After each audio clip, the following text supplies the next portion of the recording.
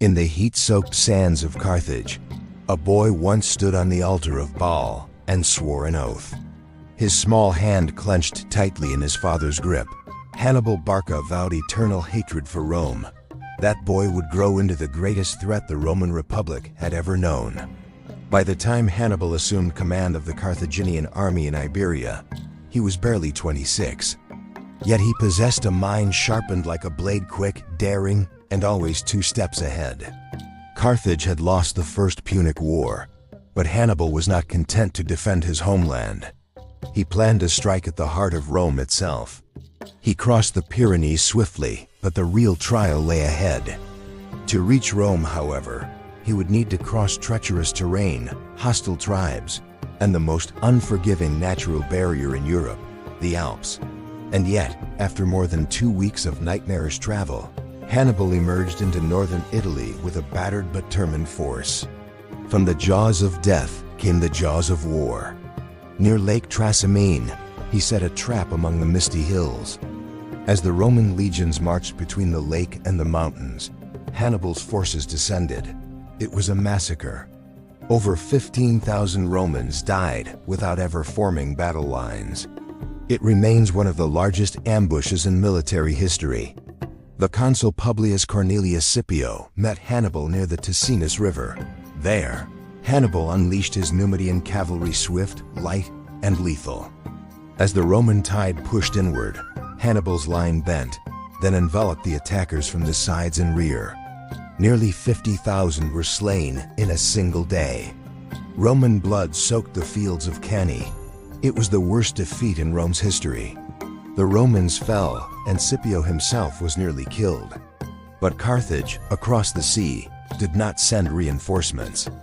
Hannibal waited camped near Rome itself, but the final blow never came. The Romans called him Cunctator, mocking his hesitation. 80,000 Roman soldiers marched to crush Hannibal near the small town of Cannae. He had rebuilt an army, including war elephants, but this time the Romans were ready. The Romans, under Scipio Africanus, the same boy who had once saved his father at Ticinus, began a counterstrike in Spain, then North Africa. His young son, also named Scipio, saved him. That boy would one day become Hannibal's greatest nemesis. Horses slipped on the icy paths and plummeted to their deaths.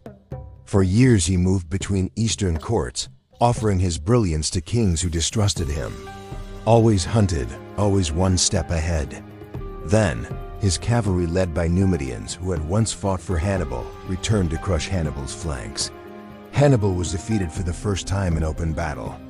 The elephant's beasts, unused to the cold, trudged on, guided by fire and instinct.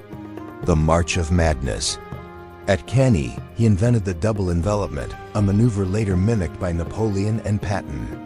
His courage to attempt the impossible, crossing the Alps with elephants, became the stuff of legend. Hannibal at Portas, Hannibal is at the gates, became a cry of fear. In 218 BCE, with 90,000 infantry, 12,000 cavalry, and 37 war elephants, Hannibal set out from Carthaginian territory in Spain.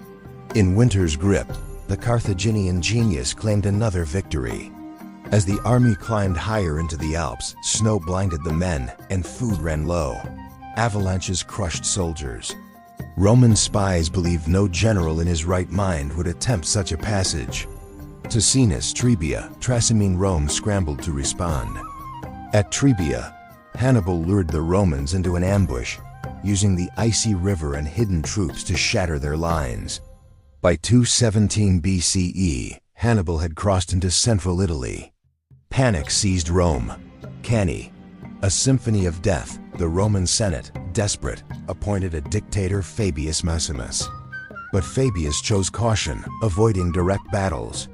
Then came 216 BCE, and the Roman people demanded action.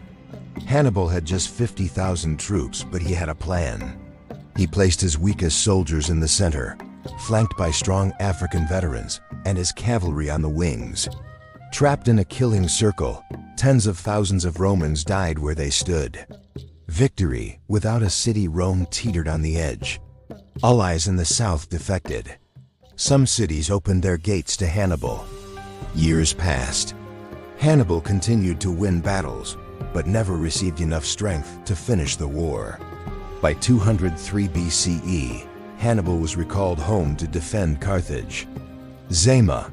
The end of the march at the Battle of Zama in 202 BCE, Hannibal met Scipio in the open plains of Africa.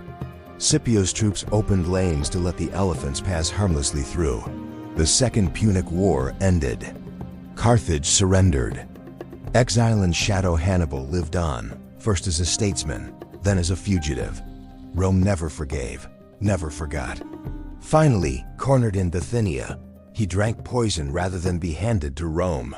His final words, according to legend, "Let us relieve the Romans from the fear which has so long afflicted them." Legacy of a legend.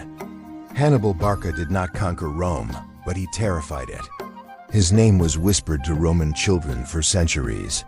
His tactics are still studied in military academies around the world.